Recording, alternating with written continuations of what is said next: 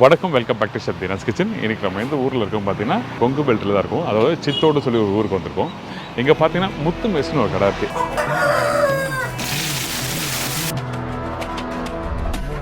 இங்கே நிறைய பேர் சொன்னால் முத்து மெஸ்ஸில் போய் சாப்பிட்ருக்கீங்களா, ரொம்ப நல்லாயிருக்கும், கண்டிப்பாக ட்ரை பண்ணி பாருங்கள். பர்டிகுலராக மார்னிங் சுட இட்லி ரெடி பண்ணால் அவங்க செய்கிற நான்வெஜ் தொட்டு சாப்பிட்டா ரொம்ப சூப்பராக இருக்குங்க அப்படின்னு சொல்லி சொன்னாங்க. காலையில் இட்லி தோசை ரோஸ்ட்டுங்க, சிக்கன் மட்டன் குடல் தலைக்கறி.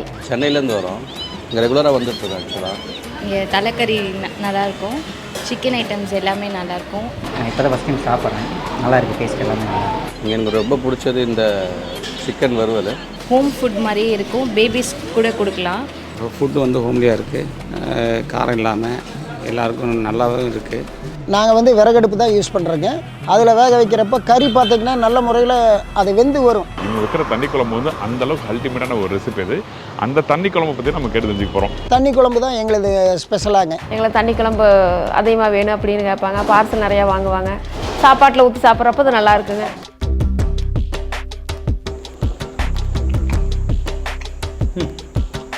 பஞ்சு போல இருக்குது, பஞ்சு போல் வந்துடும்.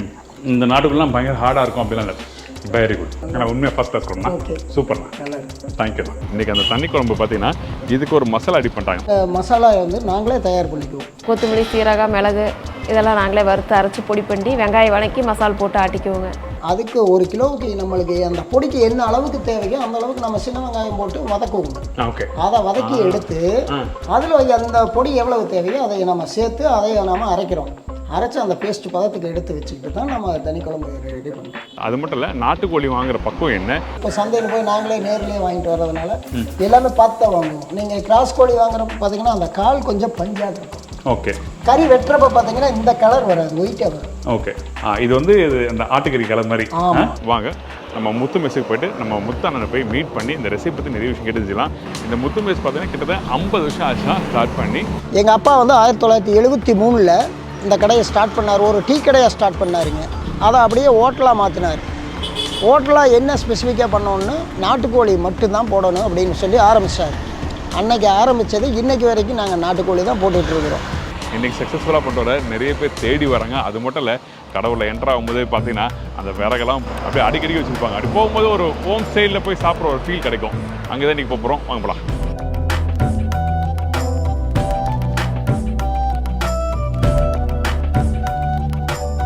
அண்ணா வணக்கம். வணக்கம், எப்படி இருக்கீங்க? நல்லா இருக்கேன், ரொம்ப சந்தோஷம். உங்கள் முத்து மெஸ்ஸை பற்றி கேள்விப்பட்டு நான் நிறைய இங்கே வந்திருக்கேன். நல்லதுங்க. ஈரோடுக்கு நிறைய வாட்டி ட்ராவல் பண்ணி வந்திருக்கேன். சரிங்க. ஆனால் ஈரோடில் வந்து இந்த கடையை மிஸ் பண்ணிட்டேன்னு சொல்லி எனக்குள்ள ஒரு வருத்தம் இருந்தது. அதெல்லாம் நேரங்க தேடி வந்தாச்சு. நல்லது நல்லது. எப்படி இருக்கீங்க, எப்படி போகுது? நல்லா இருக்கும், நல்லா போயிட்டுருக்கு. வீட்டில் எப்படி இருக்காங்க? எல்லாம் நல்லா இருக்காங்க. நல்ல விஷயம். இப்போ பண்ண ஆரம்பிச்சிடலாமா? பண்ணலாம். அப்போ எனக்கு தேவையான பொருட்கள் சொல்கிறீங்களா? Okay okay. இப்போ பார்த்தீங்கன்னா 1 கிலோ தண்ணி குழம்புக்கு தேவையான பொருள் எடுத்து வச்சுருக்கேன். இதுக்கு பார்த்தீங்கன்னா சின்ன வெங்காயம் 450 கிராமு, தக்காளி அதுக்கு தேவையானது 2 தக்காளி அரைச்சி எடுத்து வச்சுருக்கோம். இஞ்சி பூண்டு பேஸ்ட் வந்து 2 டேபிள் ஸ்பூன், மிளகு வந்து 10 கிராமு, மல்லி வந்துங்க 1/4 கிலோ எடுத்து வச்சுருக்கோம். அதுக்கு தேவையான மிளகாய் வந்து ஒரு 12 மிளகாய் எடுத்து வச்சுருக்குறோம். சோம்பு வந்து 20 கிராம் எடுத்துக்கிறோம் நம்ம. சீரகம் ஒரு 20 கிராம், பட்டை வந்து ஒரு 3-4 பட்டை போடலாம், லவங்கம் வந்து ஒரு 10 லவங்கம் போடலாம், கருவேப்பிலை ஒரு கொத்து எடுத்து வச்சுருக்குறோம். கொத்தமல்லி தழை கொஞ்சம் வேணுன்னா சேர்த்துக்கலாங்க, அதை நம்ம வாசனைக்காக சேர்த்துக்கிறோம். மஞ்சத்தூள் 1 டீஸ்பூன் எடுத்து வச்சுருக்கிறேங்க. மிளகாத்தூள் வந்து 1.5 டீஸ்பூன் போட்டுக்கணுங்க. உப்பு தேவையான அளவு எடுத்துக்கலாங்க. இப்போ ரீஃபண்ட் ஆயில் நம்ம எடுத்து வச்சுருக்கிறோங்க, சமைக்கிறதுக்கு அதுதான் தேவைப்படுது, அதை எடுத்து வச்சுருக்குறோம். மிதமான இதில் வச்சுக்கலாங்க. இங்கே பார்த்தீங்கன்னா நமக்காக ஷூட்டுக்காக வந்து பார்த்தீங்கன்னா எங்கள் அடுப்பை வந்து கேஸ் அடுப்பில் பண்ணுறோம். மற்றபடி வந்து இங்கே கறி அடுப்பு, அதில் தான் ஃபுல்லாக குக் பண்ணுறாங்க. Fine, okay. இப்போது மசாலா அரைக்கிறதுக்கு நம்ம தேவையானது கொஞ்சம் லைட்டாக எண்ணெய் விட்டுக்கலாங்க. இவ்வளோ போதுமா? போதும். ஒரு டேபிள் ஸ்பூன் அளவுக்கு இருக்கும். ஆமாங்க, அது மட்டும் போட்டுக்கிறோம். சரி, ஓகே.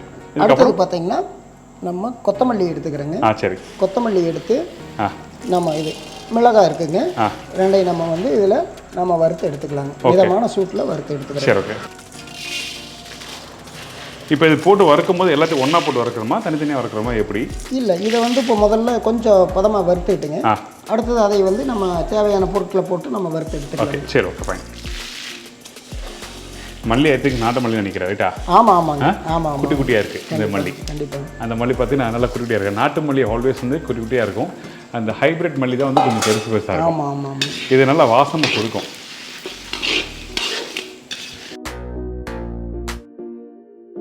நல்ல வாசம் வருது மல்லி போட்டு இப்போ வதக்கும்போது. நல்லா வாசம் வர அளவுக்கு வதங்கிருச்சுங்க. இப்போ அடுத்தது என்னென்ன பொருளை நம்ம சேர்க்குறங்கிறத நம்ம பார்க்கலாம். சரி, ஓகே. இப்போ முதல்ல பட்டை போடுறோங்க. பட்டை போடுறீங்களா? பட்டை போடுறோம். பட்டை பார்த்தீங்கன்னா ஒரு இவ்வளவு போட்டால் போதுங்க. சரி, ஓகே, ஃபைன். போடுறோம். லவங்கம் போடுவீங்களா? லவங்கம் போடுவோங்க ஒரு இதுக்கப்புறம் சீரகம். சீரகம் இவ்வளவு போடுறோம். சரி, ஓகே. போட்டுக்கோங்க. மிளகு போடுறோங்க. ஓகே. இப்போ வந்து மிளகு அதிகமாக இருக்குமா, மிளகு முழு மிளகு கம்மியாக இருக்குமா? இல்லைங்க, இதில் பார்த்தீங்கன்னா அதுக்கு தேவையான பொருள் தாங்க. அதாவது இப்போ மிளகா அதிகமாக இருந்ததுன்னா நம்ம மிளகு கரெக்டாக போட்ட போதுங்க. ரெண்டுமே கரெக்டான அளவில் இருந்தால் தான் அந்த பதம் கிடைக்கும். சரி, ஓகே. சரிங்களா?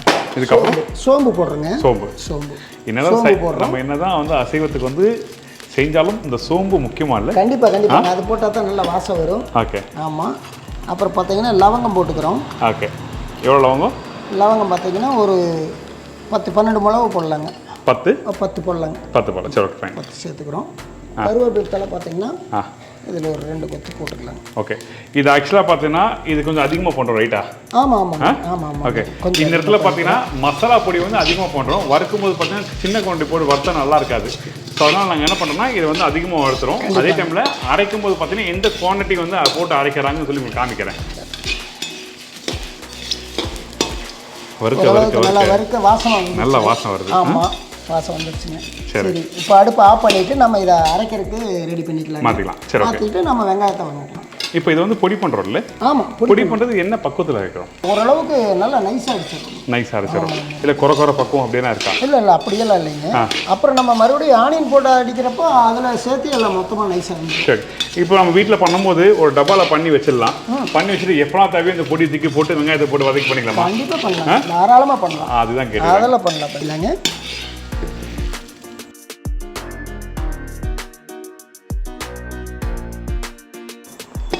நல்ல வாசம் வருதுங்க. கண்டிப்பாக சரியான வாசம் வருது. இது வறுக்கிறதும் பார்த்தீங்கன்னா நல்ல மிதமான சூட்டில் தான் வறுத்துருக்கோம். அதிகமான சூட்லாம் இல்லை. இது தீஞ்சிருங்க. அதிகமாக சூடு வச்சோம்னா தீஞ்சிரும். சரி, ஓகே. நல்லி தீஞ்சிரும். இது பொடி ரெடி ஆகிற சைடில் அதே டைமில் வந்து நாங்கள் வெங்காயத்தை வறுக்க ஆரம்பிச்சிடுறோம்.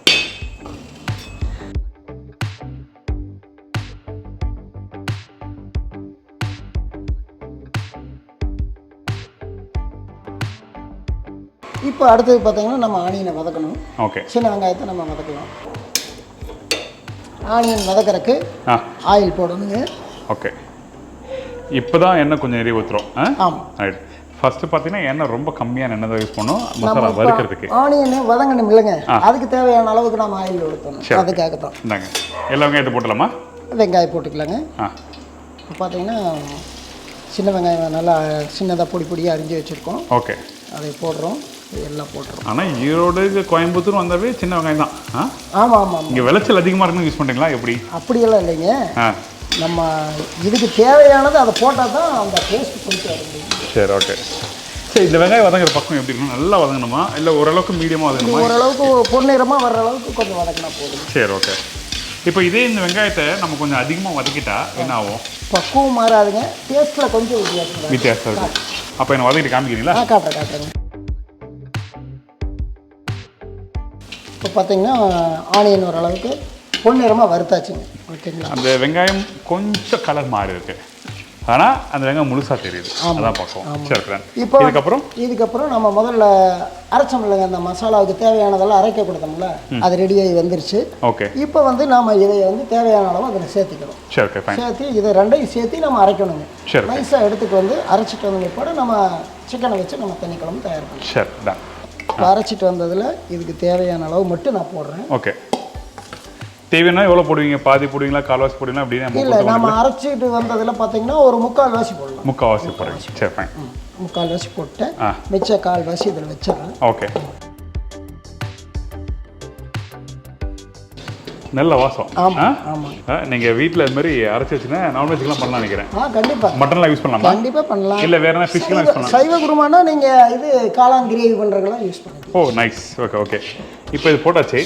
இதுக்கப்புறம் இதை வந்து நம்ம இப்போ மிக்சியில் அடிக்கணும். ஓகே. நைஸாக அரைச்சிட்டோம். ஆனால் இது போட்டால் அடுப்பு ஆஃப் பண்ணிட்டீங்களா? அப்படி ஆஃப் பண்ணியாச்சு. ஆஃப் பண்ணணும், இல்லைன்னா பொடி கறி போயிடும். முக்கியமான ஒரு விஷயம், அதனால தான் நான் கிளறிட்டே இருக்கிறேன். அந்த பொடியை போட்ட உடனே அடுப்பு ஆஃப் பண்ணிட்டு நல்லா மிக்ஸ் பண்ணி நல்லா ட்ரையாக வந்திருக்கு. இப்போ அதை அரைக்கிற பக்கம் எப்படி இருக்கணும்?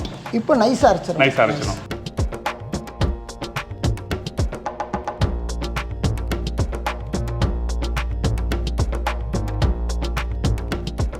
நல்ல மனம். இது அரைக்க ஊற்றுருவோம் அந்த கொடுத்துடலாங்க, கேட்டேன் அரைச்சிட்டு வந்து போய் ஆ, பார்க்கலாம். Okay, okay, okay. இதை அரைச்சிட்டு உங்களுக்கு காமிக்கிறேன்.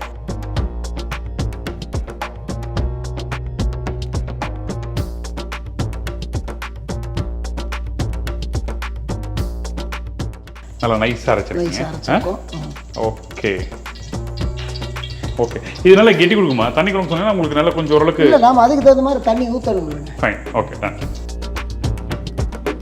இப்போ எண்ணெய் ஊற்றியாச்சு. இதுக்கப்புறம் இப்போ அடுத்து பார்த்தீங்கன்னா இஞ்சி பூண்டு பேஸ்ட் போடலாம். இஞ்சி பூண்டு ஒரே அளவா இல்லை பூண்டு அதிகம் இல்லை இஞ்சி இல்லை, கம்மி? பூண்டு கொஞ்சம் அதிகமாக இருக்கும். ஓகே, ஒரு 7 மடங்கு, ஆ, ஒரு 6 மடங்கு அந்த அளவுக்கு போட்டுக்குவோம். ஓகே. இஞ்சி பூண்டு போடுறோம். ஓகே,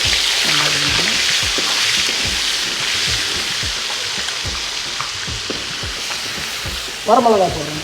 வரமிளகாவா? அது இப்போ போட்டுருமா? ஆமாம், ஓகே. வரமிளகா போட்டுக்கிறோம்.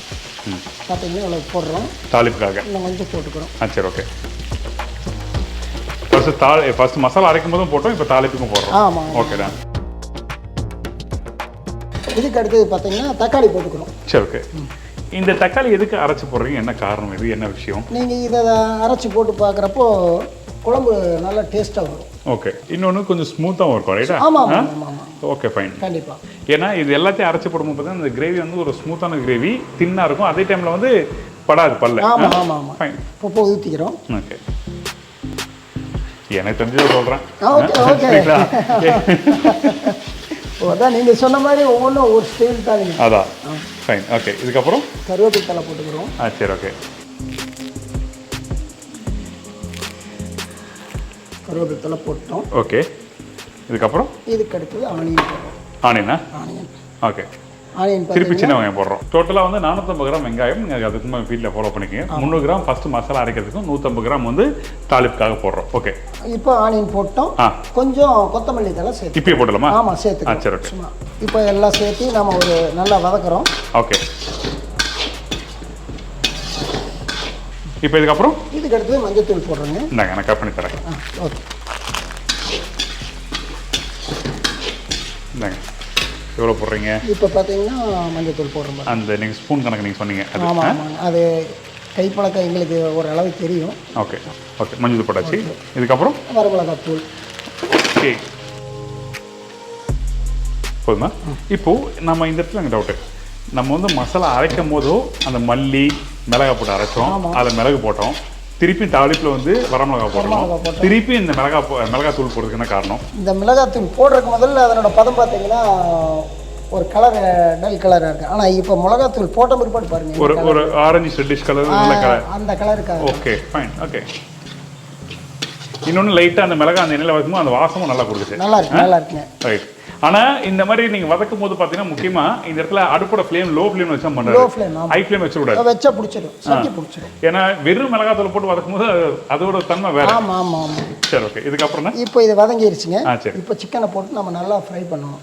சரி, ஓகே. ஓகேங்களா? இப்போ பாருங்க, நாட்டுக்கோழி நல்லா வெட்டி தீயில வாட்டி விறகடுப்பில் வாட்டி சின்ன பீஸாக வெட்டி வச்சுருக்குறோம்.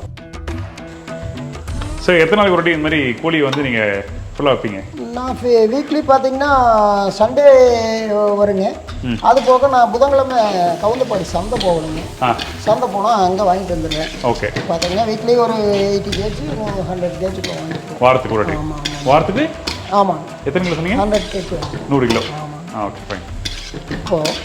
இப்போ அடுத்தது பார்த்தீங்கன்னா இதுக்கு தேவையான அளவுக்கு உப்பு சேர்த்துக்கலாம். இந்தாங்க, வேற நான் எல்லாமே போட்டாச்சு நினைக்கிறேன்.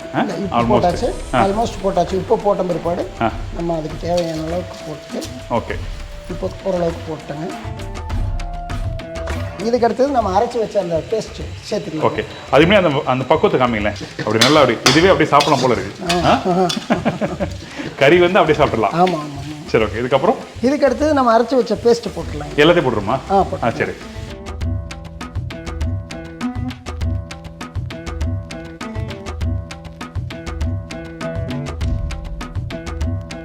ஸோ அரைச்ச மசாலாவே எல்லாத்தையும் போட்டாச்சு.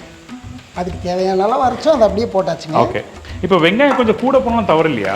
அதாவது நம்ம அரைக்கும் போது இப்போ ஒரு 300 கிராம் சொன்னீங்க, ஒரு 50 கிராம் எக்ஸ்ட்ரா போட்டோம், இல்லை 100 கிராம் எக்ஸ்ட்ரா போட்டோம், கொஞ்சம் நீங்கள் போட்டிங்கன்னா அது கொஞ்சம் ஸ்வீட் டேஸ்ட் வந்துடும். ஓகே.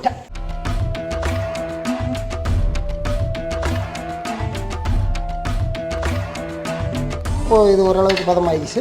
இதுக்கு தேவையான அளவுக்கு தண்ணியை ஊற்றி நம்ம அது வேகிற அளவுக்கு மூடி வச்சுருக்கோம். சரி, ஓகே. தண்ணி ஊற்றிடலாமா? ஓகே, தண்ணி ஊற்றிடலாம்.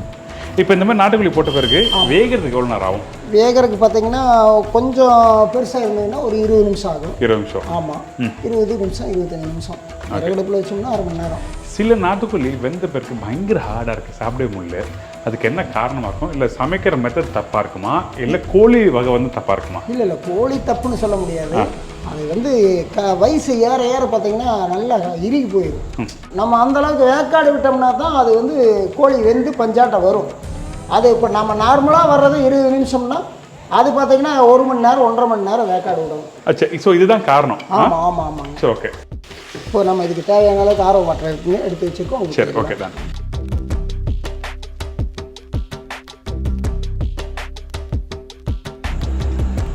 இதனால கொதிக்குது, நல்லா வாசம் வருதுண்ணா. ஆமாம் ஆமாம் ஆமாம் ஆமாம்.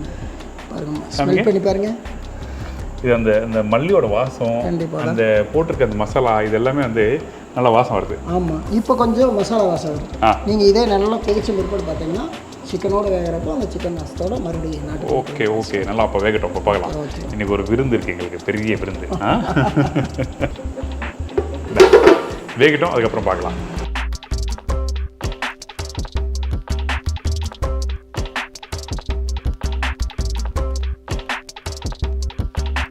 இப்போ ஓப்பன் பண்ணிடலாம். ஓகே. எவ்வளோ நாள் வச்சுருக்கோம்? ஒரு 20-25 நிமிஷம் நீ சொன்ன மாதிரி. நம்ம கோழி கறிக்கு தகுந்த மாதிரி நம்ம வேக்காடு விடணும். இப்போ ஒரு 25 நிமிஷம் இருக்கும். சரி, ஓகே. தண்ணி குழம்பு நல்லா கொதிச்சு வேற மாதிரி இருக்கு. கறி எப்படி வெந்திருக்கு பாருங்க. தொடுப்பலாமா? ஒரு பீஸ் தொடுப்பலாமா? பஞ்சு போல இருக்குங்க. Very good. பஞ்சு போல இருக்கு. இந்த இடத்துல அந்த கறி வந்து அப்படியே அந்த சாஃப்ட்னஸ் தெரியுது நல்லாவே. கறி நல்லா வெந்துருச்சு. நல்லா வந்துருச்சு. Okay, fine. பார்த்தா தெரியும். சரி, ஓகே. டேஸ்ட் பண்ணி பார்த்துருக்கேன். டேஸ்ட் பண்ணலாமா? ஓகே. இதுக்கு இப்போ நம்ம மேலே கொத்தமல்லி தழை மட்டும் போட்டுக்கலாம். ஓகே. கடைசியாக கொஞ்சம் கொத்தமல்லி. ஃபைன். ஒரு 2 இருக்கு, நம்ம கருவேப்பிலையும் போடலாம். சரி, ஓகே டன். ஃபர்ஸ்ட் கிளாஸ் தண்ணி குழம்பு ரெடி. இப்போ நான் டேஸ்ட் பண்ணலாமா? கண்டிப்பாக. அந்த 4 பீஸோட போடுங்க.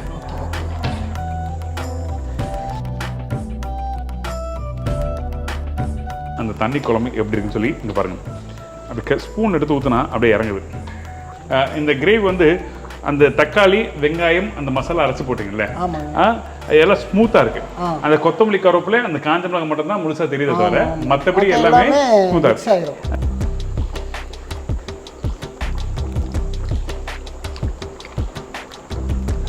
நைஸ். நல்லா வந்துருச்சுங்களா? இது என்ன கேட்டால் சூப்பராகவே சாப்பிடலாம். ஃபர்ஸ்ட் கிளாஸ் இருக்குது. Very good. ஐயோ, சூப்பர்ண்ணா.